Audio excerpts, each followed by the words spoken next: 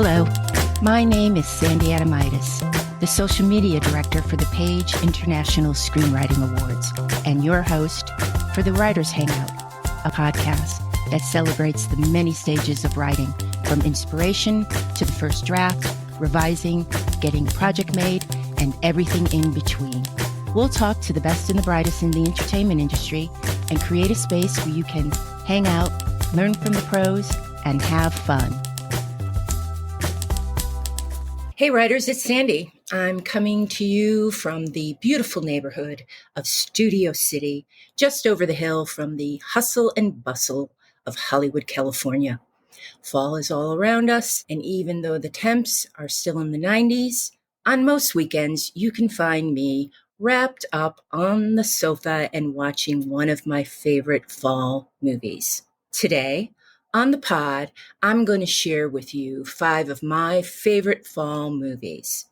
Before we do that, I'd like to congratulate Jill from Glendale, who's going to receive the autographed copy of Fine French Dogs, written by our guest who was on the pod last week, Claudette Wells. Hey, Jill, send us a photo of you reading or holding Fine French Dogs so we can post it on Instagram. Let's get started with 5 of my favorite cozy movies for fall. First up is Stepmom.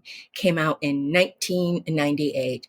Writers, you're going to see a pattern through all of these 5 fall movies that I'm going to talk to you about. The same names keep coming up. I had no idea how interconnected my favorite fall movies were till I started thinking about doing this for the episode. Back to Stepmom. Came out in 1998 and was written by Ron Bass and directed by Chris Columbus. The director, not the explorer. The plot of Stepmom. 3 years after divorcing Jackie, played by Susan Sarandon, the mother of his children, Luke Harrison, played by Ed Harris, decides to take the next step with his significantly younger girlfriend, fashion photographer Isabel Kelly, played by Julia Roberts. I have to applaud them for acknowledging that Julia was younger. I think that was like a big step in the 90s, late 90s. Oh, gosh. The bar's so low, isn't it, gang? Okay. But when the flaky Kelly, Julia Roberts, meets Harrison's children for the first time, their fierce allegiance to their mother is obvious. Well, Avi, try as she might, Kelly fails to endear herself to her young charges. I don't know why this synopsis turned British until a looming family crisis changes everything. Does it stand up? I haven't seen it in a long while, but I do remember enjoying it, and it was very 90s. The fall ranking, I'm going to give it a fall ranking of 4 out of 5 pumpkins. To me, in my memory, at least, Stepmom is autumn. It's New England, it's New York City. It has Julia Roberts in an adorable beanie running around Central Park. I can't wear a beanie to this day because I can never match how cute Julia Roberts is. She's taking pictures in Central Park. There's steaming mugs of coffee. Mom, Susan Sarandon's raking leaves, and there's fall foliage as far as the eye can see. It's funny, it's melodramatic, and you will cry. I swear you will cry. I only gave it 4 out of 5 pumpkins because it was problematic. I can't remember why Julia Roberts had to look after Ed Harrison's kids so much. I get it. If she didn't, you wouldn't have this movie. Go forth. I get that. But still, I don't remember being satisfied with the reason. I think there might have even been an argument about, I have to go to my job, and your job, you can take the kids because you're just taking, I don't know. I can't remember. Number 2, Now, this one, I'm not in love with this movie, but it's still in the list because of the fall stuff, and I'll explain. The Family Stone came out in 2005. It was written by Nora Ephron and Rob Reiner and directed by Rob Reiner.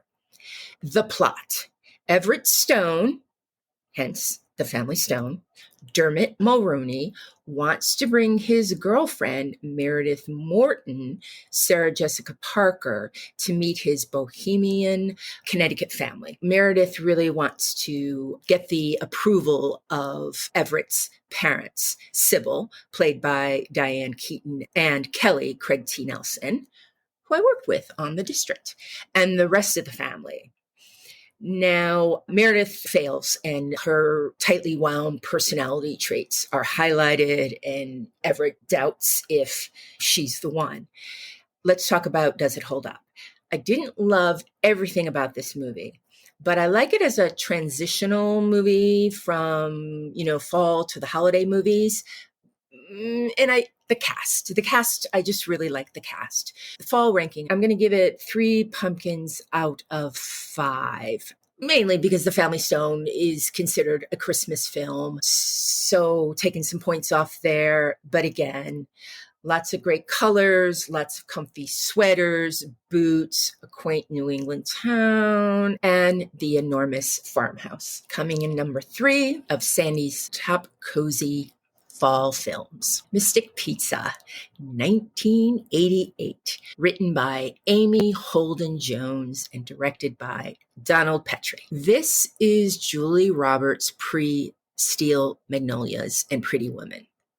The plot: Mystic Pizza charts the lives and loves of 3 Portuguese-American waitresses in a little town called Mystic. There's the pretty one, Julia Roberts, and her sensible sister, Kat, Annabeth Gish, and their wisecracking friend, Jojo, played by Lily Taylor. They are slinging pizza at a local restaurant, and the 3 girls share their hopes and dreams and plans for escaping their small town. The movie is funny, it's sweet. Now, there is a real Mystic Pizza in Mystic, Connecticut. My niece, Katie McCarthy, got married in Mystic, Connecticut. I have been there. I think that was the only time I've been to Mystic, Connecticut. That night of the wedding, a snowstorm hit. And the day after, I just remember all the guys digging their cars out of the parking lot. I think we all had to stay later. I think the hotel actually was very gracious and, gave us the afternoon or something like that. And Katie and Joe were supposed to go to the airport and go to their honeymoon, but they couldn't make it because of the snowstorm. So they got a puppy, a lab instead, and named it Mystic. Now, does Mystic Pizza hold up? I haven't seen it in a while, but I'm confidently going to say yes. My fall rating will be 4 out of 5 pumpkins. You see the gorgeous fall constellation through a telescope. There's striped sweaters, stiff cable knit sweaters, and beautiful autumnal Connecticut.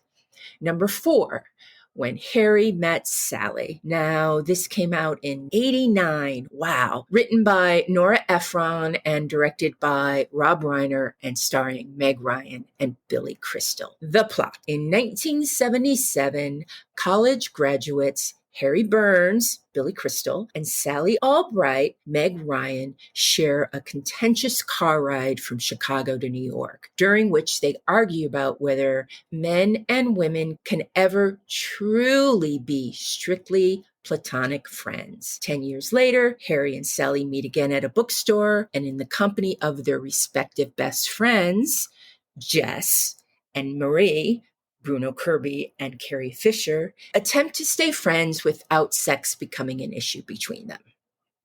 A lot more than that, too. Does it hold up? Yes. I've watched parts of this movie over and over and over throughout the years, and I still laugh. Billy Crystal and Bruno Kirby during the wave, during that sport game and talking about their relationship. It's too funny. I laugh every time. Hot take: I didn't like the interviews with the elderly couples. They're talking about their love. It kept taking me out of the movie, and one of them actually disturbed me. I can't remember if it was the man or the woman telling the story. But I do picture the woman just looking straight ahead and not saying much. So perhaps it was the man. The whole story was about how he saw her, he fell in love with her, he asked her to go out with him. She said no. And so he just kept asking her. He would show up where she went to school, where she went to work, and he just kept asking her and asking her and asking her till she said yes. I think in the 2000s, we call that stalking. But fall scale, 5 pumpkins. Just picture this. Harry and Sally dressed in their fall best. Think hats, plaid, and crossbody bags, and oversized cream cable knit sweaters, walking through Central Park in a dazzling burnt orange and red foliage. I can see it in my mind right now. The last movie, number 5, Baby Boom, 1987, written by Nancy Meyers and Charles Shire, directed by Charles Shire, starring Diane Keaton, Sam Shepard, and Harold Ramis. We put up an episode where Terry talked about his first big break, and that was about Harold Ramis. Harold Ramis gave Terry his first big break. So if you haven't listened to that episode, go on back. Now, this is one of my all-time favorite movies. It's pure 80s in the best way. Just think Diane Keaton, shoulder pads, and the love interest is Sam Shepard. Sam Shepard, come on, am I right? This is the plot. J.C. Wyatt, Diane Keaton, is a New York businesswoman who is married to her job and in a relationship with Steve, Harold Ramis. J.C.'s life takes an unexpected turn when a relative suddenly dies and makes her the caretaker of a baby girl. When the baby arrives, JC loses Stephen and then her job. She moves to Vermont and embarks on a series of life-changing events. But when offered the opportunity, will she turn back to her New York corporate ways? Does it hold up? Yes. I saw this movie with my sister Alice. Well, first of all, I'm biased, but yes, it holds up. I saw this movie with my sister Alice a couple of Christmases ago, and Alice stayed awake for the whole movie. Now, that sounds like shade on my part, but Alice starts work very early in the morning. So it is tough for her to stay up late at night, and she does it because I'm visiting and she wants to spend time with me. And I think Baby Boom might have been the first one where she stayed up laughing. Now, I'm going to give it a fall ranking of, well, what can I say? 5 pumpkins out of 5 pumpkins. Tons of fall hair. Sam Shepard is draped in plaid. There's a farmhouse in Vermont, apple picking with the cutest baby you've ever seen. It's a fun movie. Now for TV, nothing beats the Gilmore Girls. The town Lorelai and Rory live in is called Stars Hollow, and it has a gazebo in the center of town. What more can I say? When I worked on Terminator, the Sarah Connor Chronicles, Sarah and John Connor lived in Lorelai and Rory's old house. And no matter what crew member, no matter what actor, no matter what creative, no matter what writer, I mentioned that this is the Gilmore house. This is Lorelai and Rory's house. Nobody cared.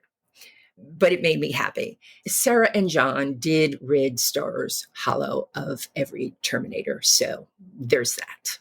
And that's a wrap for the Writers Hangout. Thanks so much for listening. If you enjoyed the show, please take a moment to leave us a review on Apple Podcasts. Your positive feedback will help us keep the show going so we can continue bringing you more future episodes. Remember, keep writing. The world needs your stories. The Writers Hangout is sponsored by the Page International Screenwriting Awards with executive producer Kristin Overn, producers Sandy Adomaitis, and myself, Terry Sampson. And our music is composed by Ethan Stoller.